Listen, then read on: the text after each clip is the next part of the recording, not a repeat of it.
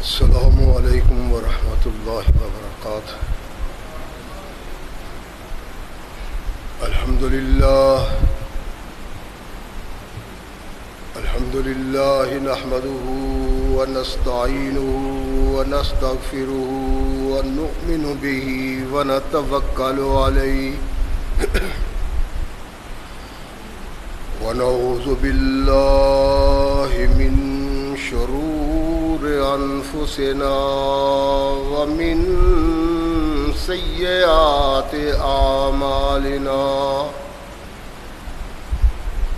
من يهده الله فلا مضل له ومن يضلل فلا هادي له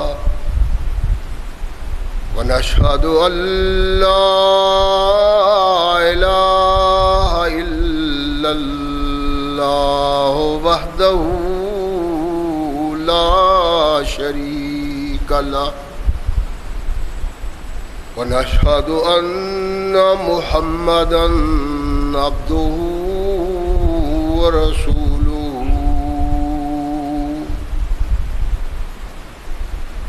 أما بعد فأحسن الحديث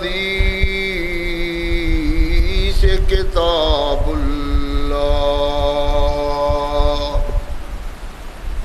وخير الهدي هدي محمد صلى الله عليه وسلم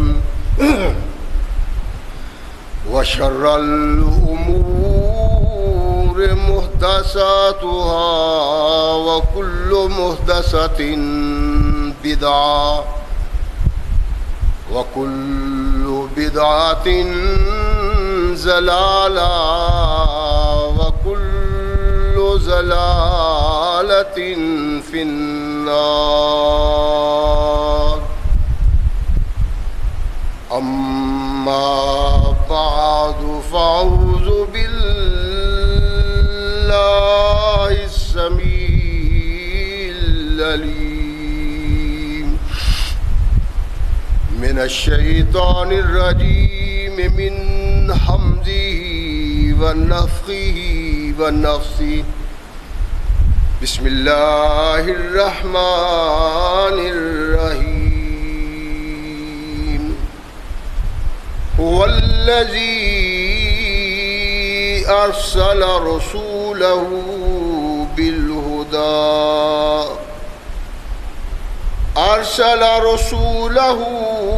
بالهدى ودين الحق ليظهره على الدين كله وكفى بالله شهيد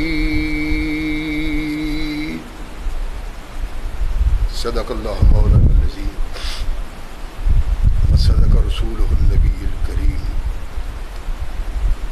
ہر قسم کی حمد و ثنا، تعریفات و توصیفات اس خالق و مالک کے لیے ہیں جس نے ساری کائنات کو تخلیق دیا اور اس کی حسن و آبادی کے لیے حضرت انسان کو تخلیق فرمایا۔ کروڑوں درود و سلام اس ہستی اقدس و مقدس پہ کہ جس کا نام نامی اسم گرامی ہے محمد۔ لاکھوں رحمتیں ان نفوس قدسیہ پہ جنہوں نے سرور کائنات علیہ الصلاۃ والسلام سے اس ضابطۂ حیات کو وصول کیا اور اس کو ہم تک پہنچانے کے لیے اپنا تن من دھن قربان کر دیا۔ اللہ کی یہ بہت بڑی کرم نوازی ہے کہ اس نے اس ضابطۂ حیات کو ہم تک پہنچانے کے لیے ایسے مضبوط ذرائع اور اسباب استعمال فرمائے کہ ان کی موجودگی میں ہم ببانگ دہل کہہ سکتے ہیں کہ یہ ضابطۂ حیات جو آج قرآن کی صورت میں ہمارے ہاتھوں میں موجود ہے، یہ وہی ضابطۂ حیات ہے جو آج سے کم و بیش 1450 سال پہلے نبی کائنات رسول ثقلین حضرت محمد رسول اللہ صلی اللہ علیہ وآلہ وسلم پہ انسانوں کی رشد و ہدایت کے لیے نازل ہوا۔ اللہ کی اس کرم نوازی پہ ہم جس قدر بھی اس کا شکریہ ادا کریں، کما حق کا ہو اس کا شکریہ ادا نہیں ہوتا، اس لیے کہ یہ ضابطۂ حیات وہ دستور المتقی ہے کہ اگر انسان اس سے تعلق پیدا کر لے تو یہ قرآن اس کی دنیاوی زندگی میں ایک عظیم انقلاب پیدا کر دیتا ہے، اور اگر اس کو اپنے جسم و روح پہ جاری و طاری کر لیا جائے تو یہی وہ ضابطۂ حیات ہے جو انسان کو دنیا کے ساتھ ساتھ عقبہ کی کامیابی کی ضمانت بھی دیتا ہے۔ مگر صدحیف ایسے ضابطۂ حیات کی موجودگی کے باوجود آج ہم تختہ عرش پہ اتنی بد نصیبی کی زندگی بسر کر رہے ہیں کہ شاید کوئی دوسری قوم اتنی بد نصیب نہ ہو۔ اس کا سبب کیا ہے؟ اس کو پانے کے لیے زیادہ محنت اور تگ و دو کی ضرورت نہیں، محض چند لمحات اپنے اندر ڈوبنے کی ضرورت ہے۔ اگر انسان اپنے اندر جھانکے تو اس کو آواز آئے گی کہ تیری اس بد نصیبی کا سبب کیا ہے۔ یہ قرآن جب آیا اور جس ہستی مقدس پہ آیا اس نے اس کو لوگوں کے سامنے تلاوت کیا، پڑھا، لوگوں کو اس پہ غور و فکر کرنے کی دعوت دی۔ جب لوگوں نے اسے سنا تو وہ سننے والے قوم تھے بدو، صحرا نشین، علم و عمل سے کوسوں دور زندگی بسر کرنے والے۔ قرآن کا یہ اعجاز اور محمد رسول اللہ صلی اللہ علیہ وسلم کی محنت کہ جو لوگ انسانیت سے آگاہ نہ تھے، جنہیں جینے کا سلیقہ نہ تھا، جب انہوں نے محمد الرسول اللہ کی زبان سے اس کو سنا، اس پہ غور کیا، سوچا کہ یہ آنے والا کلام اور بیان کرنے والا محمد دونوں ہی ایسی ماورا شخصیات ہیں کہ جن کو عقل سے تولا اور ماپا نہیں جا سکتا۔ قرآن کی تعلیم انتہا درجے کی اعلیٰ اور بالا، اس کو پیش کرنے والا انسانوں میں ایسا کہ دوسرا انسان کوئی ایسا ہو ہی نہیں سکتا۔ سننے والے علم و شعور نہیں رکھتے تھے، لیکن دل و دماغ میں یہ تصور پیدا ہوا کہ اگر یہ قرآن جو محمد سنا رہے ہیں صلی اللہ علیہ وسلم، اس کو پڑھا جائے، اس پہ غور و فکر کیا جائے، اس پہ عمل کیا جائے، تو ضرور وہ چیز انسان کو مل سکتی ہے جس کا اس کو بھیجنے والا دعویٰ کر رہا ہے اور اعلان کر رہا ہے۔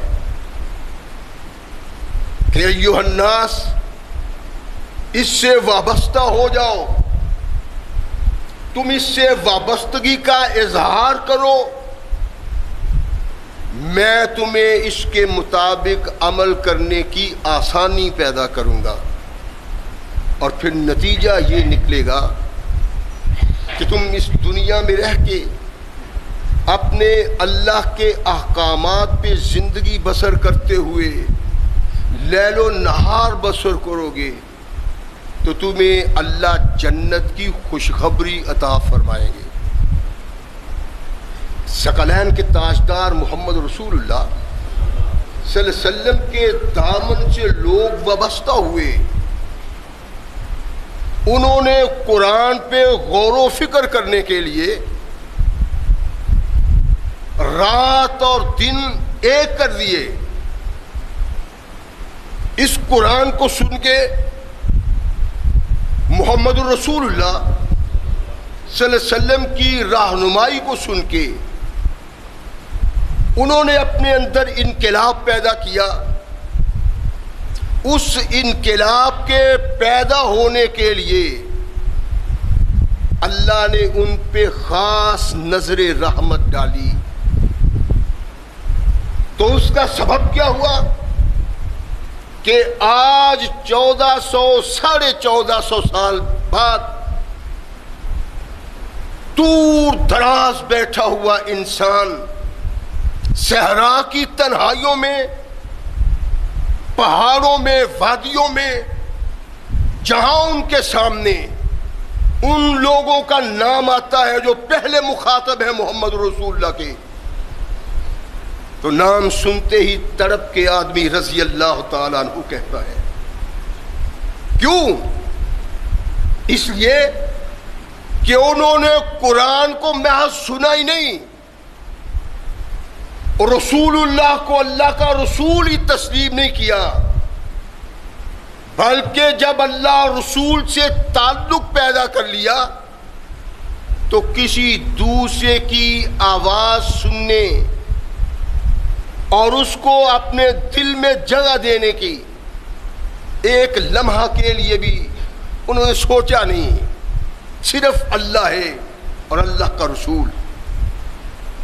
اس کا نتیجہ ان لوگوں کی وہ زندگی جس پہ جتنا فخر کیا جائے کم ہے۔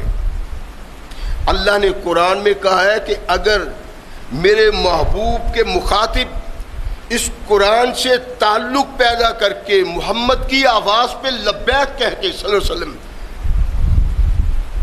یہ مرتبہ اور مقام حاصل کر سکتے ہیں، تو قیامت تک جو اس سے یوں وابستہ ہوگا جیسے وہ وابستہ ہوئے، میں گارنٹی دیتا ہوں انہیں بھی وہی مرتبہ اور مقام ملے گا، وہی عظمت اور شان ملے گی جو محمد رسول اللہ صلی اللہ علیہ وسلم کے صحابہ کو ملی۔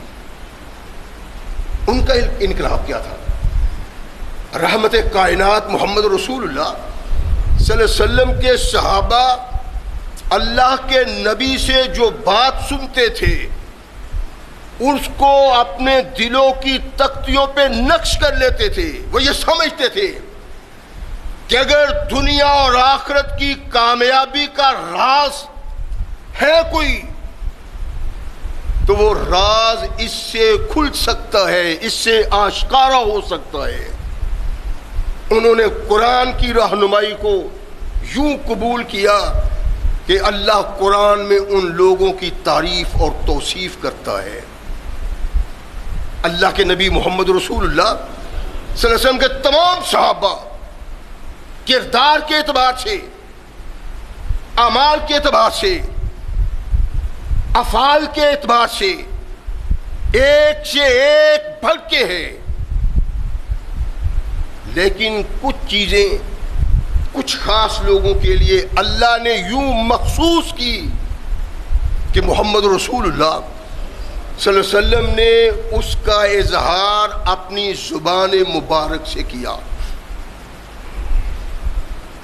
آج جس شخصیت کا تذکرہ مقصود ہے وہ رحمت کائنات محمد رسول اللہ صلی اللہ علیہ وسلم کا وہ غلام ہے جس کے کردار کے سبب اللہ نے آسمان سے محمد رسول اللہ پہ وحی نازل کی کہ میرے محبوب یہ ایسا محبوب و مقبول انسان ہے کہ اس انسان کا شرف، اس کی عزت، اس کا وقار ایسا ہونا چاہیے کہ کائنات میں کوئی دوسرا اس کا مقابلہ نہ کر سکے۔ تو اللہ کے نبی محمد رسول اللہ صلی اللہ علیہ وسلم سے وابستگی کے بعد اس انسان نے وہ مقام اور مرتبہ پایا۔ پوری انسانیت میں آدم سے لے کر اب تک اور اب سے قیامت تک کوئی انسان اس شخصیت کا وہ مرتبہ، وہ مقام اور عظمت نہیں پا سکتی۔ کوئی بھی آدم کی اولاد میں انبیاء ہوں یا رسول اللہ ہوں، اولیاء ہوں یا اتقیاء ہوں، جس عظمت سے اللہ نے اس کو نواز دیا ہے، کسی انسان کو جو آدم کی پوچھ سے ہے اس کو نوازا نہیں ہے۔ کہ یہ وہ واحد شخصیت ہے جس کے دامن سے اللہ نے نبی کی 2 بیٹیاں وابستہ کی ہیں، اور کوئی نہیں۔ اور یہ عظمت قیامت تک کسی کو نہیں مل سکتی۔ اس کا سبب کیا تھا؟ کیوں اللہ کو یہ محبوب آیا؟ اللہ کو کیوں اتنا پیار آیا کہ اللہ نے اس کو وہ زندگی دی جو زندگی کسی دوسرے کو نہیں ملی؟ اس کا سبب اس کا کردار تھا، اس کے لیل و نہار تھے۔ عرب کی دنیا، عرب کے لوگ، وہاں شہر ہوں، بستیاں ہوں، گاؤں ہو، صحرا ہو، جہاں جہاں جو بھی بستا تھا ان کے قریب انسانیت نہیں پھٹکتی تھی۔ انانیت کا شکار، انسان کو کم تر و ہیچ سمجھنے والے، انا ولا غیری، میں ہی میں ہوں، میرے علاوہ کچھ نہیں، یہ سوچ، یہ فکر، یہ خیال رکھنے والے لوگ جب محمد الرسول اللہ کے دامن سے وابستہ ہوئے تو ان کے دل و دماغ میں وہ انقلاب آیا جس انقلاب کے متعلق محمد الرسول اللہ کا دشمن کہتا ہے کہ دنیا میں تنہا وہ انقلاب صرف محمد الرسول اللہ نے وابستہ کیا ہے، اور کوئی نہیں ہے۔ کیا تھا؟ اللہ کے نبی علیہ الصلوۃ والسلام کے متعلق جبریل نے محمد رسول اللہ کو کہا کہ آقا آپ کے ساتھی وہ ہیں جن کو خاص اللہ نے آپ کے ساتھ مخصوص کیا ہے، ایسے ساتھی 1,24,000 انبیاء میں سے کسی نبی کے نہیں۔ یہ انسانیت میں سب سے اعلیٰ بالا ہیں۔ اس کا سبب نبی رحمت محمد رسول اللہ صلی اللہ علیہ وسلم کے دامن سے وابستگی نہیں تھی، بلکہ دین قرآن محمد رسول اللہ صلی اللہ علیہ وسلم کی رہنمائی کی بنیاد پہ انہوں نے اپنے اندر وہ انقلاب پیدا کیا کہ ایسا انقلاب چشم کائنات نے نہ ان سے پہلے دیکھا اور نہ آج تک۔ اللہ کے نبی محمد رسول اللہ صلی اللہ علیہ وسلم کا ہر صحابی اور اس کی زندگی کا ہر پہلو قابل فخر ہے۔ انسان دیکھتا ہے تو دنگ رہ جاتا ہے، پریشان ہو جاتا ہے کہ یہ انسان تھے، اس لیے کہ انسان کے بس کی بات نہیں ہے کہ وہ اپنا ایسا کردار بنا سکے، اپنے لیل و نہار بنا سکے، اپنا عمل بنا سکے جیسا عمل اور کردار محمد رسول اللہ کے صحابہ کا۔ کلہم، تمام صحابہ اللہ کے محبوب، اللہ کے مقبول، جن پہ رب کو فخر تھا، لیکن ان تمام لوگوں میں اللہ نے کچھ لوگ ایسے پیدا کیے جو مخصوص حالات میں، مخصوص عمل میں ایسے ذی وقار ہوئے کہ ان کا مقابلہ محمد رسول اللہ صلی اللہ علیہ وسلم کے باقی صحابہ بھی نہیں کرتے۔ ہر ایک صحابی رسول کو ایک نہ ایک فخر دیا ہے اللہ نے، جس پہ اس کی اونچائی، اس کی عظمت ختم ہو جاتی ہے۔ یہ جو محمد رسول اللہ صلی اللہ علیہ وسلم کا محبوب ہے، اس کے متعلق رحمت کائنات محمد رسول اللہ صلی اللہ علیہ وسلم نے ارشاد فرمایا کہ یہ میرا محبوب میرے صحابہ میں اللہ کے نزدیک اتنا محبوب و مقبول ہے کہ جو عمل کا پہلو اس نے اپنایا ہے اس کا مقابلہ میرا کوئی دوسرا صحابی بھی نہیں کرتا۔ رحمت کائنات علیہ الصلوۃ والسلام تشریف فرمائے، اپنے گھر میں کنڈی کھٹکتی ہے، من؟ ابو بکر۔ ارشاد فرمایا دو اجازت۔ صدیق اکبر آئے، اللہ کے نبی محمد رسول اللہ کے پاس تشریف فرما ہوئے، اللہ کے نبی سے کچھ مسائل پہ گفتگو ہوئی، جو سمجھنا چاہا وہ سمجھا، جو کہنا چاہا وہ کہا، کچھ عرصہ گفتگو ہوئی تو اجازت طلب کی محمد رسول اللہ سے۔ ثقلین کے تاجدار نے ابی بکر صدیق کو اجازت دی کہ ہاں جا سکتے ہو۔ پھر دستک ہوتی ہے، من؟ عمر۔ ارشاد فرمایا آنے دو۔ اللہ کے نبی تکیہ کے ساتھ ٹیک لگا کے بیٹھے ہوئے ہیں، کپڑا مولا کائنات کا پنڈلیوں سے اٹھا ہوا ہے۔ آواز دو اس کو، آیا؟ یہ آنے والا کون ہے؟ یہ جانے والا کون ہے؟ جن کے متعلق کہا اقتدوا من بعدی ابو بکر و عمر، میری امت میں میرے بعد جو حکومت کا حق رکھتا ہے وہ یہی دونوں ہیں۔ اللہ کے نبی علیہ الصلوۃ والسلام کے پاس وہ بھی آئے، یہ بھی آئے۔ نبی کائنات ویسے لیٹے ہوئے ہیں، پہلو پہ لیٹے ہیں، تکیے پہ ٹیک لگائی ہوئی ہے، پنڈلی سے کپڑا اٹھا ہوا ہے۔ عمر آئے، باتیں کی، پوچھے مسائل، جو چاہا سو پوچھا، جو کہنا تھا کہا، اجازت طلب کی۔ رحمت کائنات محمد رسول اللہ صلی اللہ علیہ وسلم نے اجازت دی کہ ہاں جا سکتے ہو۔ چند لمحے گزرے ہیں، پھر کسی نے دستک دی، من؟ عثمان۔ عائشہ صدیقہ طاہرہ مطہرہ رضی اللہ تعالیٰ عنہا اللہ کے نبی کے پاس بیٹھی ہوئی ہیں۔ ثقلین کے تاجدار اٹھے، سیدھے ہو کے بیٹھ گئے، اپنے کپڑے کو نیچے کر لیا۔ ارشاد فرمایا عثمان کو بھیجو اندر۔ عثمان آئے، اللہ کے نبی محمد رسول اللہ صلی اللہ علیہ وسلم سے بات کی۔ مقصد کیا ہے عرض کرنے کا؟ کہ بہت سارے زندگی کے رخ ایسے ہیں جن میں اللہ نے جس کو سبقت دی، جس کو بلند کیا، اس کے مقابلہ میں کوئی دوسرا ویسے بلند نہیں ہو سکا۔ رحمت کائنات نے ارشاد فرمایا تھا، دنیا میں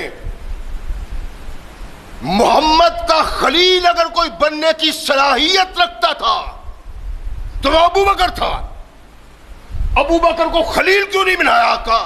ارشاد فرمایا اس لیے محمد کو اللہ نے اپنا خلیل بنا دیا ہے، اس لیے دوسرا خلیل نہیں ہے۔ یہ مقام و مرتبہ صرف ابو بکر کا تھا۔ اللہ کے نبی نے کہا دنیا کا کوئی انسان نہیں جس پہ شیطان حملہ آور نہیں ہوتا۔ ایک انسان ایسا ہے جس کو شیطان دیکھ لیتا ہے تو راستہ بدل دیتا ہے، وہ عمر ہے۔ اللہ کے نبی کے پاس ابو بکر آئے، اللہ کے نبی ویسے ہی لیٹے ہیں۔ عمر آئے، ویسے ہی لیٹے ہوئے ہیں۔ عثمان ذوالنورین آئے، اللہ کے نبی سیدھے ہو کے بیٹھ گئے، کپڑوں کو سیدھا کیا، پھر ارشاد فرمایا آنے دو عثمان کو۔ عثمان ذوالنورین آئے، اللہ کے نبی سے باتیں کی، مسائل جو پوچھ رہے تھے پوچھے، جو کہنا تھا کہا، اجازت لی، واپس ہوئے۔ وہ واپس ہوئے تو عائشہ صدیقہ رضی اللہ تعالی عنہا آ گئیں۔ اللہ کے نبی، آج میں نے ایک عجیب منظر دیکھا ہے، آپ مجھے سمجھائیں گے اس کا سبب؟ ارشاد فرمایا عائشہ کیا ہے جو تمہیں عجیب لگا ہے؟ عرض کرنے لگی دخل ابو بکر، اللہ کے نبی ابو بکر نے اجازت چاہی، فتحتشو لہو، آپ نے اس کے لیے جنبش نہیں کی، لیٹے ہوئے۔ اللہ کے نبی وہ عائشہ کا باپ تھا، آپ کا سسر تھا، اور سسر اس مقام پہ ہوتا ہے کہ اس کا احترام کیا جائے، ادب کیا جائے۔ وہ آئے، آپ ویسے ہی لیٹے رہے، جنبش تک نہیں کی آپ نے۔ عمر آئے، وہ بھی آپ کے سسر تھے، آپ کی بیوی حفصہ کا باپ۔ اللہ کے نبی آپ نے ایک جنبش بھی نہیں کی، ویسے ہی لیٹے رہے۔ لیکن عجیب منظر میری آنکھوں نے دیکھا کہ عثمان آئے۔ آپ نے جب سنا کہ عثمان آئے ہیں، فجلست، آپ اللہ کے نبی اٹھ کے بیٹھ گئے ہیں۔ وستاوی تھا، اپنے صحابہ کا اپنے کپڑوں کو سیدھا کیا، ٹھیک ٹھاک ہو کے بیٹھ گئے۔ اللہ کے نبی سبب کیا تھا؟ کیا داماد زیادہ قابل احترام ہے یا سسر قابل احترام ہے؟ کائنات کے آقا محمد رسول اللہ صلی اللہ علیہ وسلم مسکرائے، عائشہ یہ نہیں جو تم سمجھ رہی ہو، اس کا سبب کچھ اور ہے۔ جو اللہ نے عظمت عثمان کو دینی تھی وہ عثمان ہی حقدار تھا اس کا۔ اللہ کے نبی کیا فرمایا؟ عائشہ الا استحیی من رجل یستحیی منہ الملائکہ، کیا میں اس سے حیا نہ کروں جس سے حیا اللہ کے فرشتے کرتے ہیں؟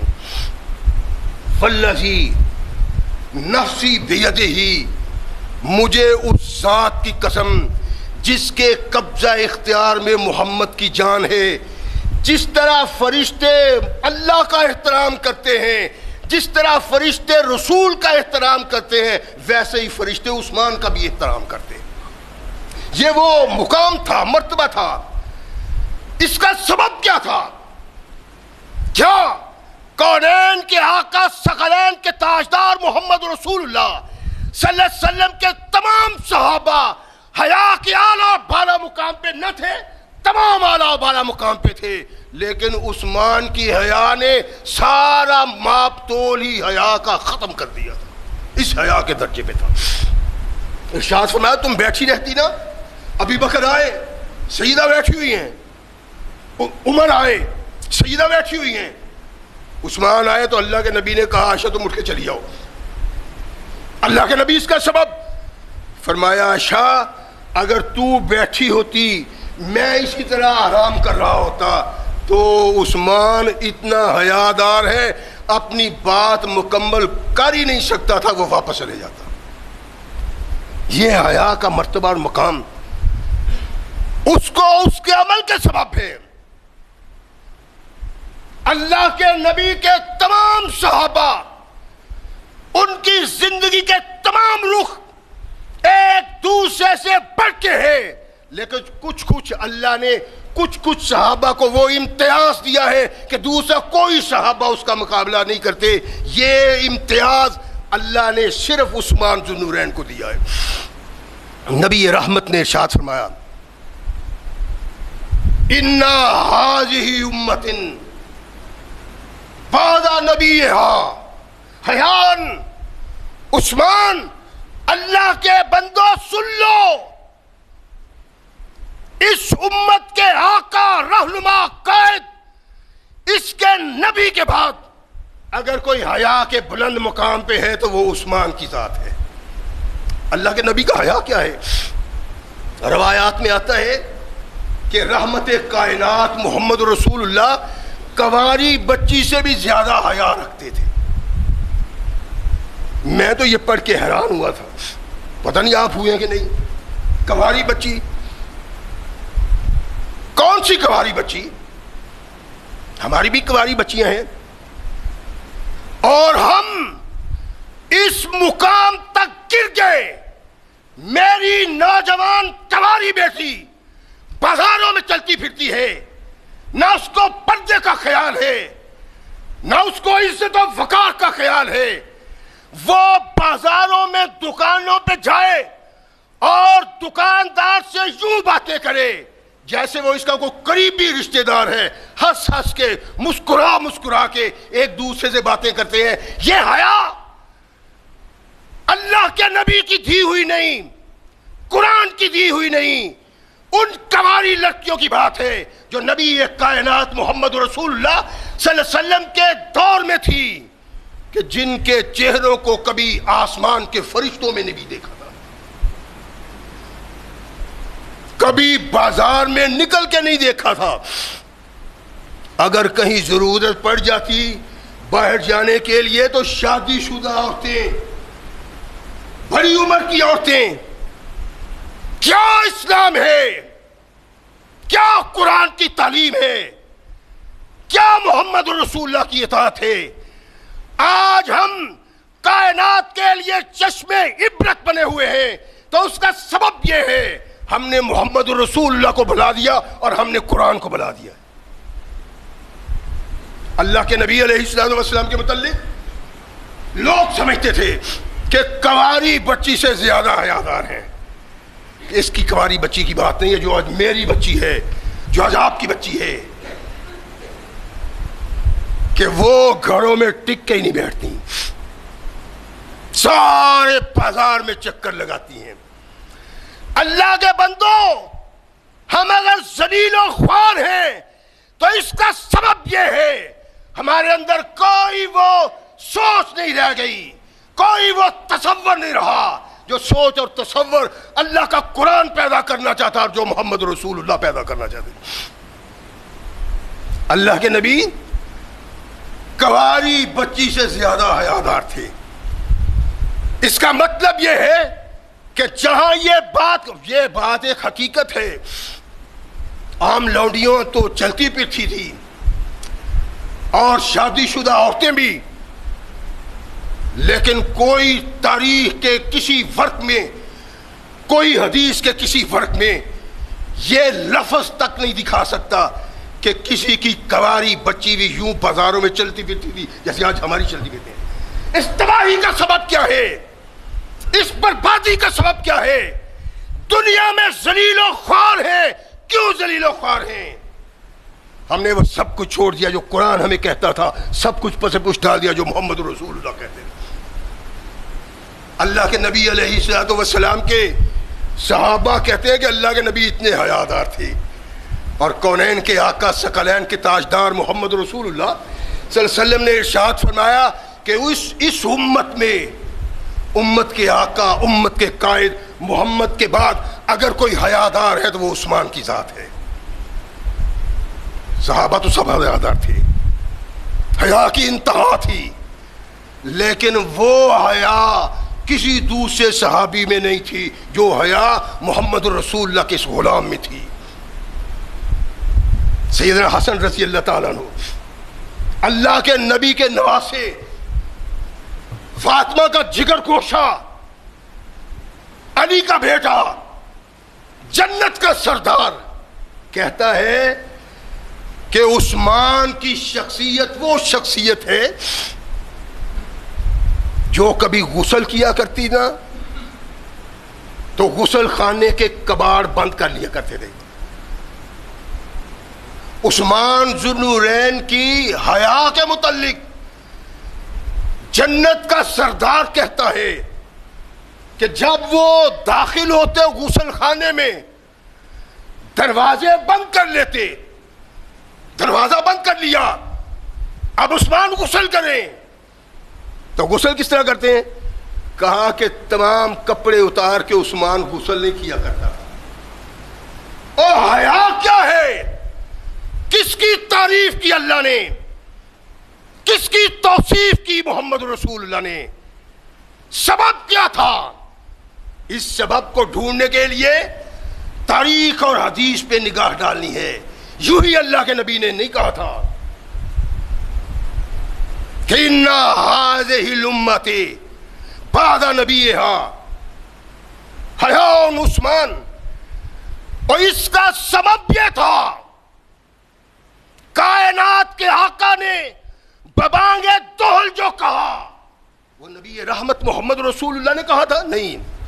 وما ينطق عن الهوى ان هو الا وحی یوحی. اللہ کہتے ہیں میرا محمد جو منہ سے کہتا ہے وہ میں کہتا ہوں تب کہتا ہے.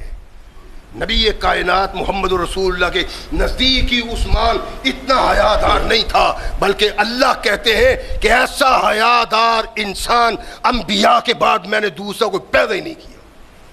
وما ينطق عن الهوى.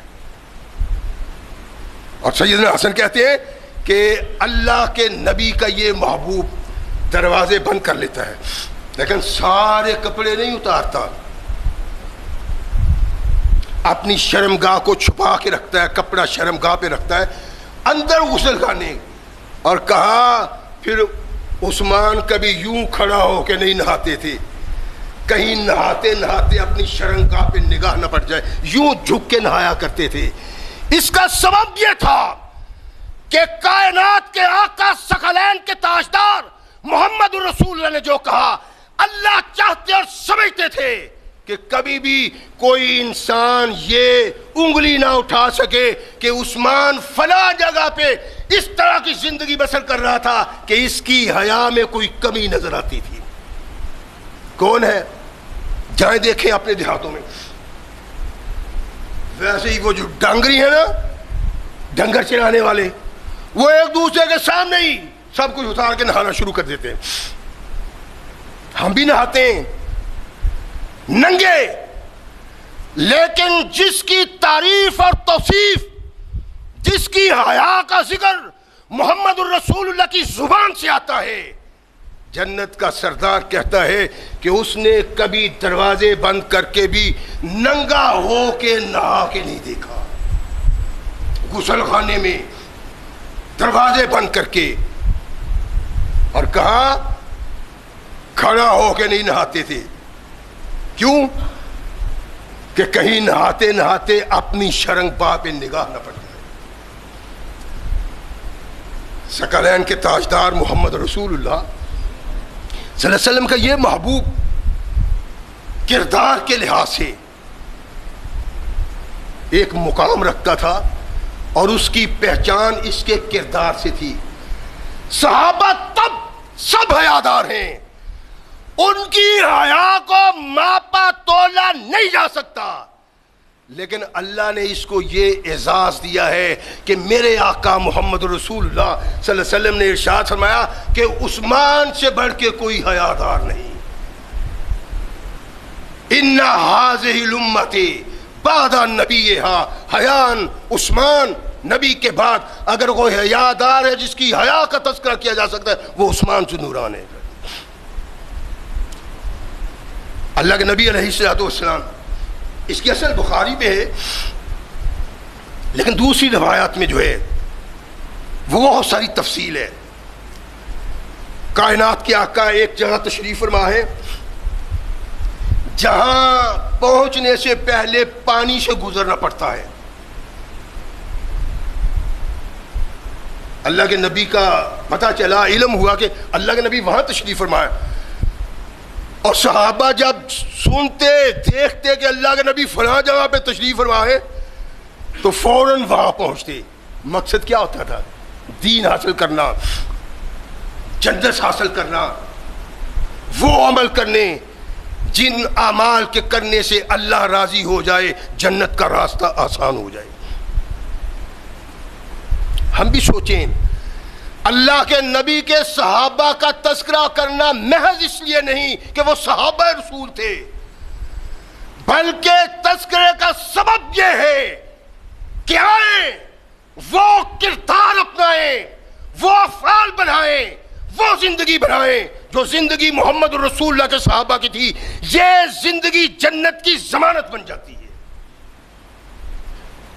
بیٹھے اللہ کے نبی محمد رسول اللہ سے، صحابہ آتے ہیں، راوی کہتا ہے کہ اپنے کپڑوں کو اٹھا لیتے ہیں اپنے گھٹنوں سے اوپر، گھٹنوں تک پانی ہے.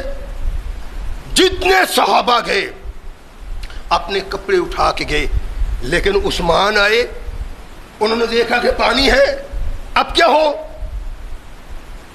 عثمان نے اپنے کپڑے کو نہیں اٹھایا، بلکہ کپڑے سمیت ہی وہ پانی میں داخل ہو کے محمد الرسول اللہ تک پہنچ گئے. اللہ کے نبی کا یہ محبوب جن کو رب کے نبی نے کہا اس جیسی حیا کسی دوسرے میں نہیں، اس نے اپنے کردار سے ثابت کر کے دیا ہے. یعنی یہ حرام نہیں ہے اگر آدمی پنڈلی سے اوپر اٹھاتا ہے پتھر، حرام نہیں ہے، اور گھٹنے تک لے جاتا ہے. اللہ تعالیٰ نے جو ستر عورت قرار دیا ہے، ستر صلات قرار دیا ہے، وہ گھٹنوں سے نیچے اور کندھے سے لے کر ہے. یہ اگر ڈھانپا ہوا ہو تو کوئی فرق نہیں پڑتا، نماز بھی ہو جاتی ہے. اللہ کے نبی کا یہ محبوب جس کی اجازت بھی ہے، اس لیے اپنی پنڈلیوں سے اوپر نہیں کرتا کہ میری پنڈلیوں پہ کسی کی نگاہ نہ پڑ جائے. ستر عورت نہیں ہے پنڈلی، یہ اس کی حیا کا نتیجہ. یہ سبب ہے کہ کائنات کے آقا محمد رسول اللہ صلی اللہ علیہ وسلم نے ارشاد فرمایا کہ عثمان سے بڑھ کے کوئی حیادار نہیں. حیادار بڑے بڑے ہیں. فرمایا عثمان احیا من امتی واکرمھا، میری امت میں سب سے زیادہ حیادار عثمان ہے اور سب سے بڑا سخی بھی عثمان ہے. رحمت کائنات محمد رسول اللہ صلی اللہ علیہ وسلم کا یہ محبوب ہے جس کی تعریف اور توصیف آقا علیہ الصلوۃ والسلام کرتے ہیں، اور اس انداز سے کرتے ہیں، اس کے شرف کو فضل اس طرح بیان کرتے ہیں کہ واضح طور پہ ارشاد فرمایا کہ اس امت میں محمد کے بعد سب سے بڑھ کے حیادار عثمان کی ذات ہے. اور حیا پہلا وہ وصف ہے جو انسان کے لیے جنت کے دروازے کھولتا ہے. کتنا حیادار رحمت کائنات محمد رسول اللہ صلی اللہ علیہ وسلم نے ایھا الناس قولوا لا الہ الا اللہ کتاب دی. عثمان آئے، اللہ کے نبی کس طرح ایمان کا اظہار کروں؟ فرمایا لاؤ میرے ہاتھ پہ بیعت کرو. تمام صحابہ کرتے ہیں، تمام آنے والوں نے کی، اور بیعت کی، معاملہ ختم ہو گیا. عثمان ذوالنورین کہتے ہیں اللہ کی قسم، میں نے جب سے اپنا ہاتھ محمد الرسول اللہ کے ہاتھ میں دیا ہے اس کو اپنی شرمگاہ کو نہیں لگایا. اتنی حیا تھی، ہاتھ نبی کے ہاتھ سے لگا. عثمان نے کبھی گوارا نہیں کیا کہ یہ ہاتھ جو محمد الرسول اللہ کے ہاتھ کو لگا ہے اس ہاتھ کو شرمگاہ سے لگایا جائے. یہ کائنات میں اگر کوئی اشخاص ہیں جن کے متعلق اللہ قرآن میں کہے اور محمد الرسول اللہ اپنی زبان سے، تو صرف محمد الرسول اللہ صلی اللہ علیہ وسلم کے صحابہ ہیں. کائنات میں کوئی دوسرا نہیں، تنہا محمد الرسول اللہ کے صحابہ کی وہ ذات ہے کہ آدم سے لے کر اب تک، اب سے قیامت تک کوئی انسان صحابہ جیسا پیدا ہو ہی نہیں سکتا. یہی سبب تھا کہ اللہ کے نبی نے من سبا صحابی فقط سبانی، جس نے میرے صحابہ کو برا کہا اس نے میں محمد کو برا کہا، اور جس نے مجھے برا کہا اس نے اللہ کو برا کہا. اور جو اللہ کا برا کہتا ہے اس کے لیے جہنم کے علاوہ جگہ ہی کوئی نہیں. اس لیے اللہ نے قرآن میں اور محمد الرسول نے اپنے فرمان ارشاد فرمایا آمنوا کما آمن الناس، ایمان لاؤ جیسے محمد کے صحابہ ایمان لائے تھے. اور رحمت کائنات محمد رسول اللہ صلی اللہ علیہ وسلم نے ارشاد فرمایا کہ کوئی جنت میں نہیں جائے گا سوائے اس کے جو محمد کی اطاعت کرتا ہے، ماننے والے بھی نہیں۔ اللہ کے نبی تو پھر پہچان کیا ہے اس آدمی کی جو جنت میں چلا جائے کلمہ پڑھنے کے بعد؟ ارشاد فرمایا جو ویسی زندگی بسر کرے جیسی زندگی میں محمد بسر کرتا ہوں، جیسے میرے صحابہ زندگی بسر کرتے ہیں۔ ان صحابہ پہ زبان تان اور تان کی انگلی اٹھانا اپنی عاقبت کو تباہ کرنے کے مترادف ہے۔ وہ آدمی کبھی جنت کی بو نہیں پا سکتا جو محمد رسول اللہ کے صحابہ پہ اعتراض کرتا ہے، اس لیے کہ ان کے عمل کی تصویب اللہ کرتا ہے، اور محمد رسول اللہ نے کی جس کی تصویب اللہ اور محمد کرتا ہے اس کو کسی دوسرے کی تصویب کی ضرورت نہیں رہتی۔ اور یہ جنت اللہ نے صرف محمد رسول اللہ صلی اللہ علیہ وسلم کے صحابہ کے لیے اور انبیاء کے صحابہ کے لیے، ہم تو صرف جھنگے مونگے میں جائیں گے وہاں، اور اس اپنی جنت کو برباد تباہ کرنا، اللہ کے نبی کے صحابہ کے متعلق اپنے دلوں میں بغض اور اناد رکھنا ہے۔ جس دل میں صحابہ کے متعلق بغض اور اناد ہے، وہ صحابہ جن کی تعریف اور توصیف محمد رسول اللہ کریں، وہ صحابہ جن کی تعریف اور توصیف اللہ قرآن میں کرے، ہم اس کو اپنی زبان سے برا کہیں، سمجھ لیں کہ اپنی عاقبت کو تباہ کرنا ہے۔ وہ جنت جو ہم سمجھتے ہیں ہمیں اعمال سے مل جائے گی، وہ جہنم میں تبدیل ہو جائے گی اگر منہ سے محمد رسول اللہ کے کسی صحابی کی توہین کا ارتکاب کیا۔ اللہ ہمیں مسلمان بننے کی توفیق عطا فرمائے۔ وآخر دعوانا الحمدللہ۔